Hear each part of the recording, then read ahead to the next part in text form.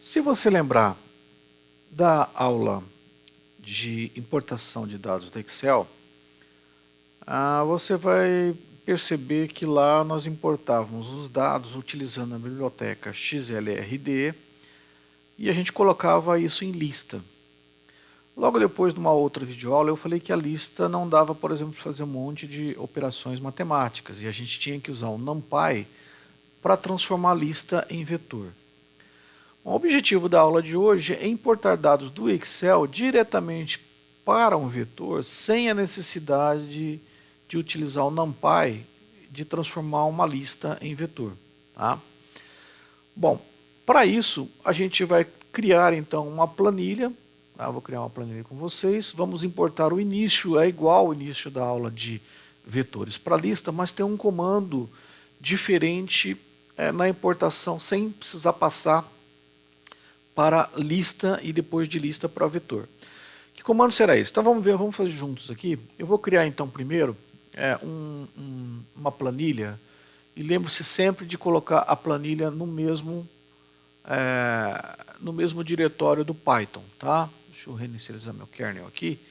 Então eu tenho aqui, lembre-se sempre de ajustar a pastinha preta para um diretório existente na hora de criar o seu Excel. Então minha planilha aqui se chama, meu arquivo vai chamar dados, tudo maiúsculo, dados.xlsx. O nome da planilha aqui é planilha 1. Vamos colocar alguns dados, então o lado esquerdo aqui vai ser, a coluna A vai ser 1, 2, 3, 4, 5, 6, 7, 8, 9, 10 dados. E a coluna B, algum tipo de dado. Né? Então 10, 9, 8, 7, 9, 10, 8, 7, 6, 9. Esses dados da coluna B podem ser dados financeiros, pode ser preço de ação, pode ser dados de experimento, pode ser dados vindos de sensor. A coluna A pode ser dias, pode ser minuto, pode ser segundos. Enfim, você fez seu experimento, fez sua aquisição de dados em algum site ou em algum experimento e salvou. Então, para salvar arquivo, salvar como, vou na minha pasta chamada lá e vou chamar como dados. Tá? Então já existe, porque eu já tinha feito um outro exemplo antes, e aí chamei como dados. Beleza. Vamos então ao programa do Python criar esses dados e vamos puxar esses dados lá para o Python. Então, no programa do Python, as primeiras bibliotecas que a gente já viu em outros vídeos continuam sendo igual. Então, de que jeito? Eu tenho aqui então import XLRD. O que faz XLRD é para importar Excel, dados do Excel. Import statistics, caso você queira utilizar alguma biblioteca, alguma função de estatística, então statistics,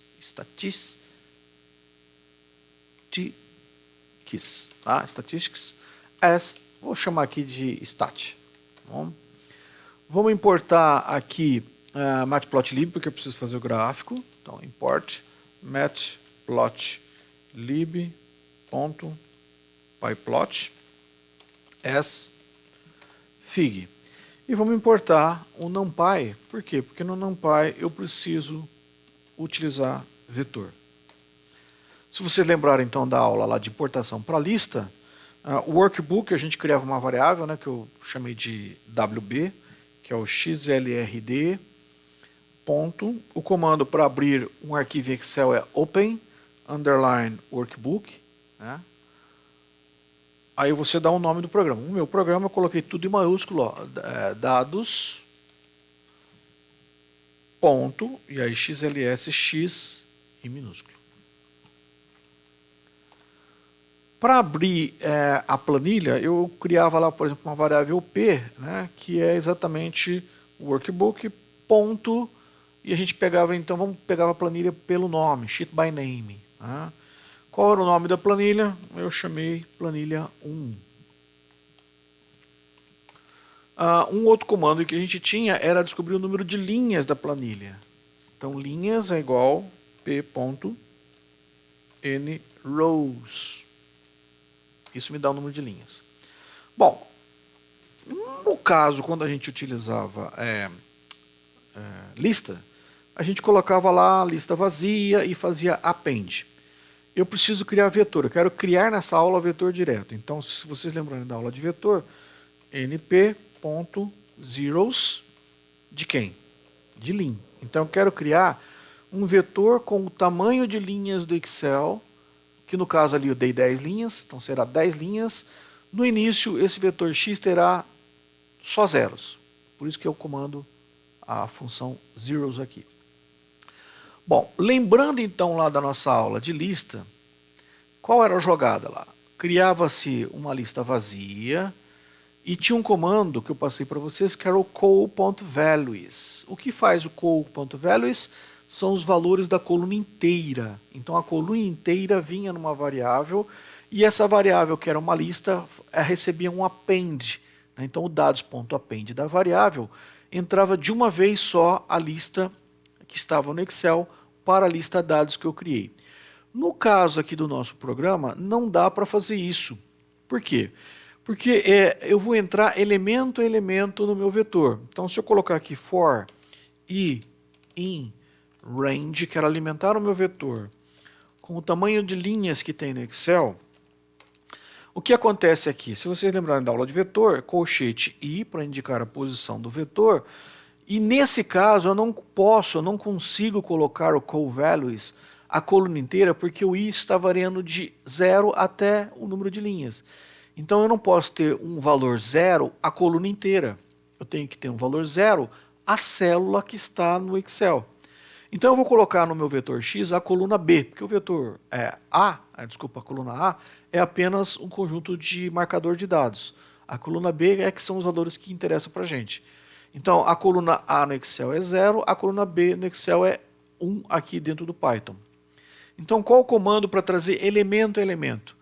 Na aula de lista, col.values vem a coluna inteira. Eu não posso mais fazer isso.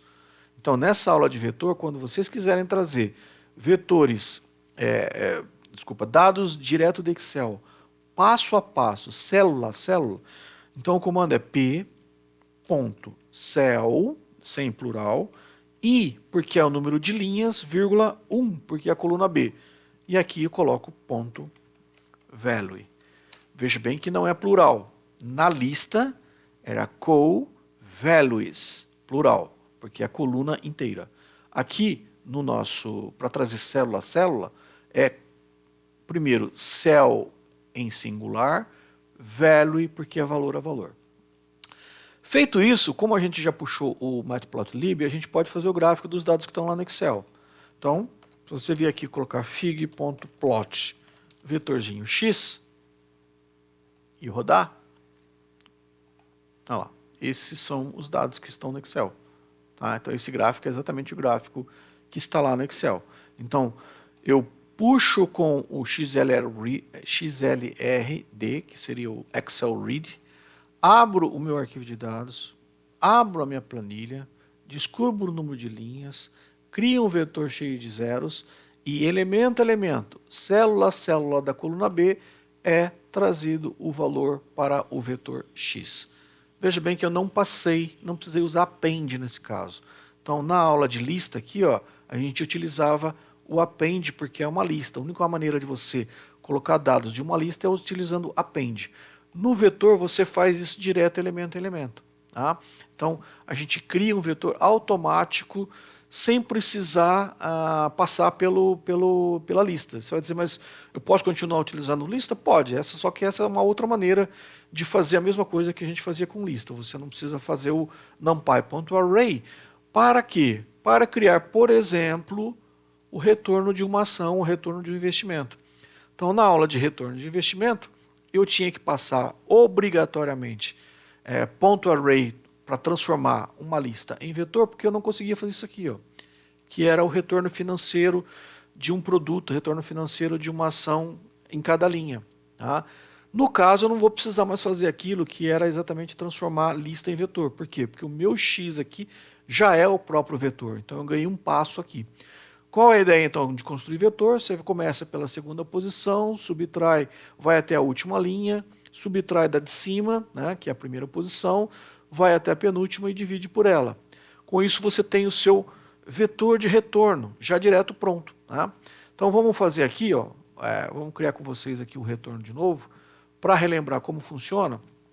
Então, eu tenho aqui o figplot, que seria o meu gráfico. Antes, no entanto, eu quero criar retorno. Então, retorno é igual x, veja bem que eu não preciso colocar aqueles 2 pontos e coluna linha, eu já tenho o próprio valor do vetor pronto, tá? É só uma variável aqui no caso. Então vai da primeira linha até a última, subtraindo sempre a linha anterior inicial até a penúltima,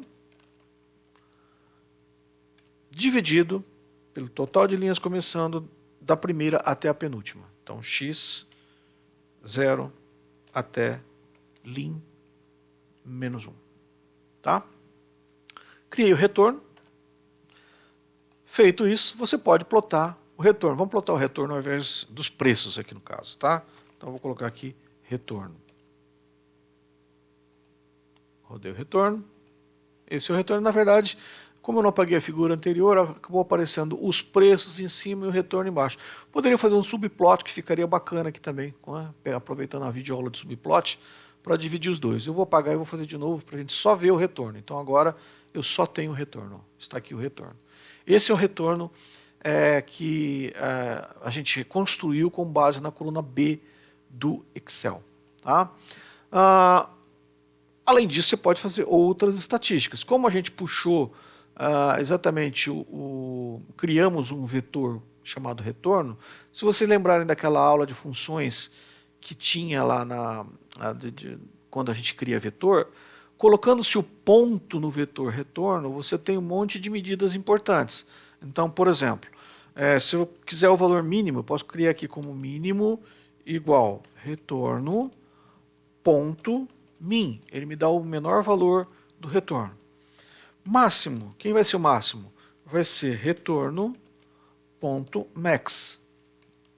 É uma função já do próprio NumPy, do próprio vetor. Média, quem vai ser a média? Vai ser retorno ponto min. Desvio-padrão, quem vai ser o desvio-padrão? Desvio-padrão vai ser retorno ponto std. Não é stdev, stdev é para lista, tá? Para vetor é o std. E aí você pode imprimir essas coisas e criar lá um print, por exemplo, deixar bonitinho assim, estatísticas, pode enfeitar um pouco, né? Estatísticas do seu investimento, né? Pode imprimir aqui print, então a primeira aqui seria max, né? Max igual a, aí você coloca aqui o valor máximo, depois print min seria o valor mínimo,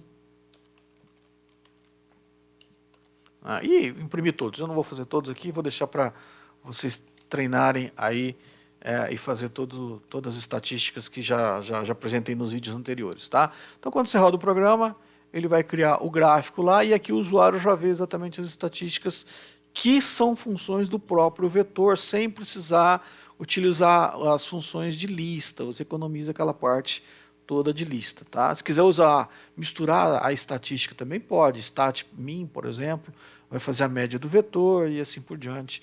Com funções como o stats, a biblioteca statistics tem mais funções do que somente o vetor, também pode misturar as duas coisas, tá?